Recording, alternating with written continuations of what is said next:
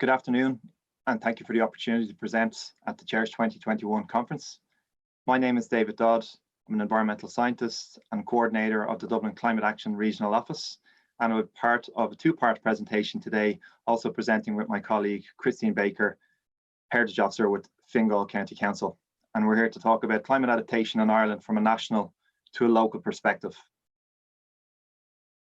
Just in terms of a quick presentation outline, I'm going to talk a little bit about the Climate Action Regional Offices for those of you who are not familiar with them, the new regional setup and climate action in Ireland, and talk about how the national policy feeds down to local policy in terms of climate adaptation and climate action. And Christine will talk a little bit about Fingal County Council's Climate Change Action Plan and the work that Fingal County Council have undertaken in terms of a climate change risk assessment project for built heritage and archaeology.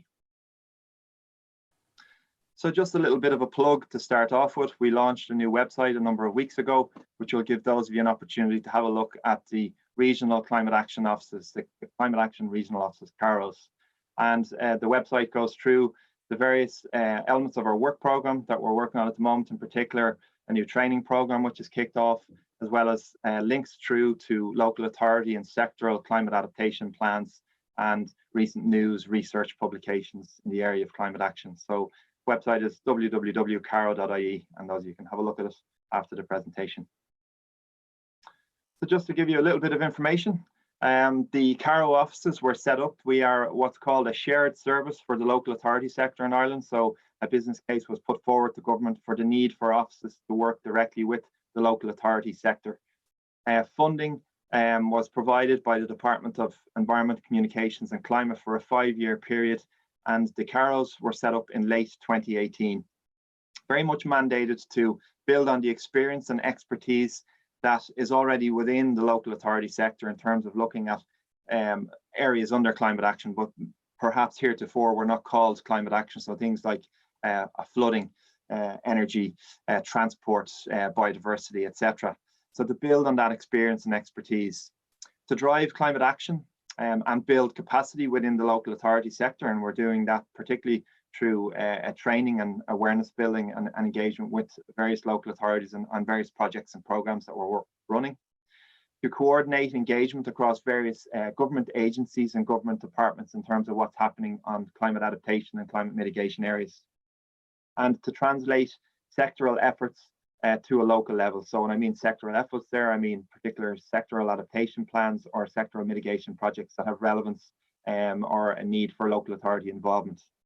The map on the right hand side, a map of Ireland, and the 4 CAROs are represented there. So I'm coordinator of the Dublin Climate Action Regional Office, and the lead local authority there is Dublin City Council, but we work with Dublin City Council, Fingal, which Christine works for, South Dublin County Council, and Dún Laoghaire-Rathdown County Council.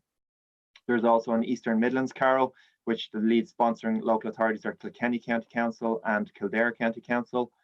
There is a CARO Atlantic Seaboard South. The lead local authority in that region is Cork County Council, and there's a CARO Atlantic Seaboard North, and the lead local authority there is Mayo County Council. And our work programme is quite broad. I'm not going to go into all of these in detail, but it deals with management and governance in terms of the involvement of local authorities in sectoral, indeed national climate action initiatives, climate adaptation issues, climate mitigation issues, so energy reduction, etc.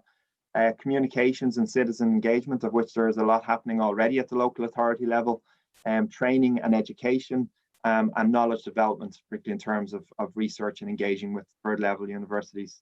On the training piece, I'll just touch on that slightly, in that late last year, through a training program agreed with the government and with the local authority sector, comprehensive climate action training program has rolled out for the entire local authority sector, and that's close to 29,000 staff, and that includes from councillors, elected members, chief executives, through all grades of the local authority sector. So that's being rolled out at present, and more details are available on the CARO website for those interested.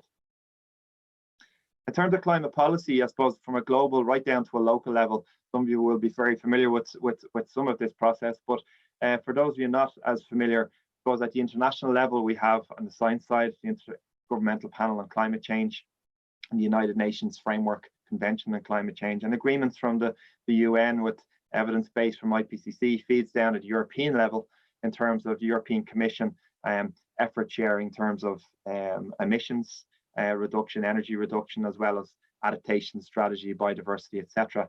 And I suppose more recently, the European Green Deal setting a higher level of ambition across a range of policy areas and linking to climate action.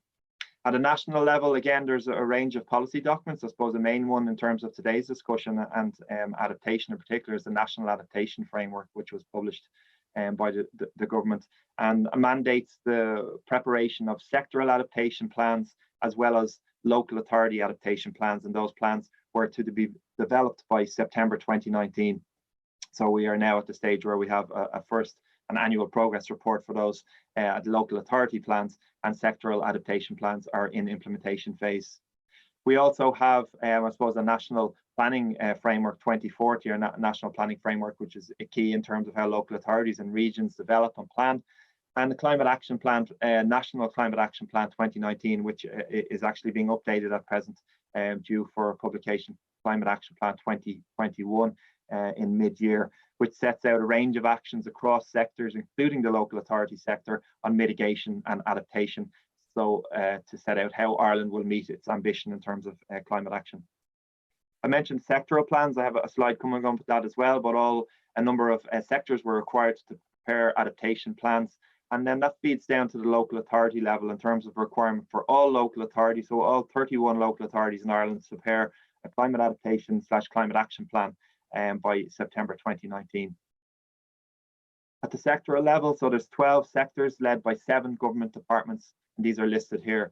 So of key interest today for the audience is, I suppose, the built and archaeological heritage, and you would have heard in more detail about that particular sectoral plan by Michael McDonough earlier in the presentation in the conference. And there's also sectoral plans for agriculture, biodiversity, transport, electricity and gas, communications, flood risk management, water quality and water services, infrastructure and health. And in terms of developing both the sectoral and the local authority plans in Ireland, there was guidance that was prepared, which was developed out of a research project by Climate Ireland. And Climate Ireland are Ireland's national adaptation platform.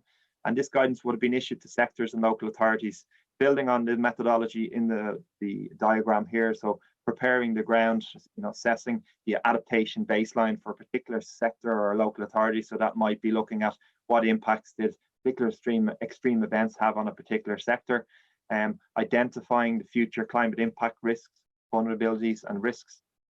And then that allows actions to be developed on the basis of those impacts, vulnerabilities and risks. And that allows them to draft, implement a strategy, which obviously needs to be implemented and monitored. And this is an iterative process. So these sectoral plans and local adaptation plans will be iterative. Actions will be completed. Some actions will never be completed. They'll be ongoing and maintenance actions into perpetuity. But this sets out the methodology for how sectoral and adaptation plans were developed. And for those of you interested in looking at those plans in a little bit more detail, Climate Ireland have on a county basis, but also on a sectoral basis, the adaptation plans available on their Adaptation Strategy Explorer, and the website address for the Adaptation Explorer is on this slide.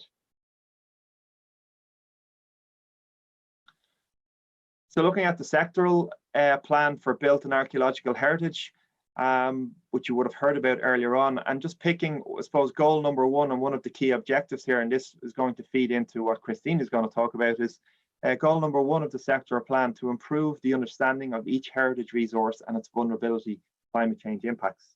And then looking at the various objectives under the goal, in particular, goal number 2, which is conduct a risk and vulnerability assessment for climate change impacts on heritage. This is quite an important objective, and I suppose if you look at it, climate change more holistically, climate change vulnerability and risk assessments need to be undertaken across a variety of sectors, not just for built heritage and archaeology, but they are fundamentally underpinned by similar data sets and methodologies. So Christine will go into a little bit more detail in terms of what's happening at the local authority level in terms of a project that Fingal have kicked off in this area. Thank you, and I'm happy to take questions with Christine after the end of this presentation. Thanks, Dave. My name is Christine Baker and I'm the Heritage Officer with Fingal County Council. And I'm going to talk about Fingal's Cultural Heritage and Climate Change Risk Assessment. In line with the sectoral plan as outlined by Dave, the Fingal Climate Change Action Plan contains objectives pertaining to heritage, including the undertaking of a risk assessment. It was decided to use the Historic Environment Scotland model as a basis for the study and to see how that model applies in an Irish context. The steering group consists of a multidisciplinary team, including representatives from the Geological Survey of Ireland, Dublin Caro, CHERISH and internal expertise. Our GIS consultants are land use consultants with inputs from Tobin engineers and AMS archaeologists. A total of just over 2,200 heritage assets were assessed. These can be broken down into the archaeological sites and monuments, recorded protected structures, the historic gardens, domain landscapes and geological heritage sites, with a degree of overlap in these assets. The assets are in both public and private ownership. The methodology consists of assessing the likelihood of the severity of risk to cultural heritage assets from 6 categories of natural hazards: fluvial, pluvial and groundwater flooding, coastal erosion and land instability. Some of the data sets for the heritage assets included only point data. Therefore, a proxy spatial extent had to be generated for assessment. A high-level typology class was developed with designated buffers, ranging from an historic fixture such as a milestone or cross with a buffer of 1 metre to historic areas such as domain landscapes with buffers of 600 metres. An issue identified in terms of Fingal related to the archaeological assets, in that while designated, say, an earthwork or a ring fort, etc., in the SMR, approximately 40% of such assets were subsurface in reality, meaning the typology had to be moderated to account for local circumstance, a significant resource issue if extended at a national level. The result of this pilot assessment shows that 282 assets, or just over 12%, were in the highest risk category, that is, with a hazard likelihood score of 5, from at least 1 natural hazard. The top of the risk register, when ordered by the overall total score, is dominated by assets which are highly impacted by coastal erosion and or slope instability, due to the highest impact scores having been assigned to these natural hazards. Interrogating score by each natural risk, it can be seen, for instance, that 224 or 10% of the heritage assets are highly exposed to fluvial flooding.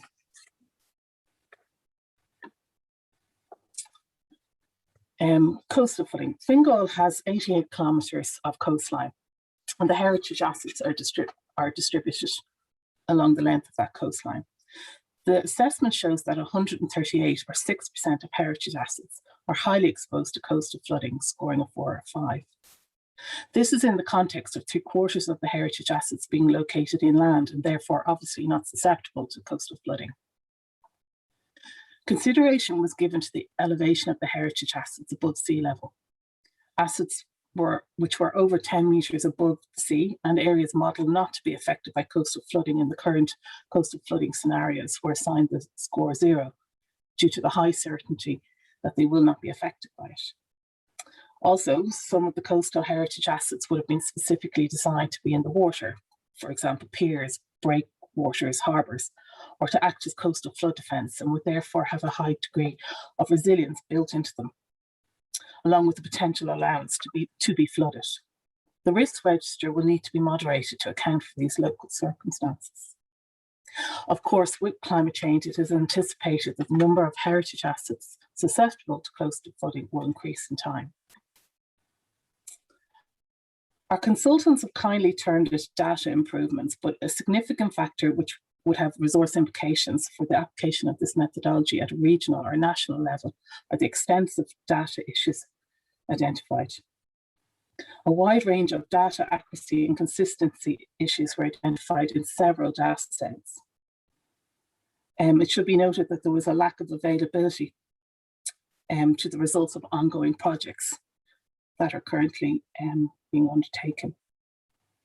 A significant recommendation, therefore, of this pilot study is that a detailed quality assurance review is undertaken of the relevant data sets, especially the cultural heritage assets data.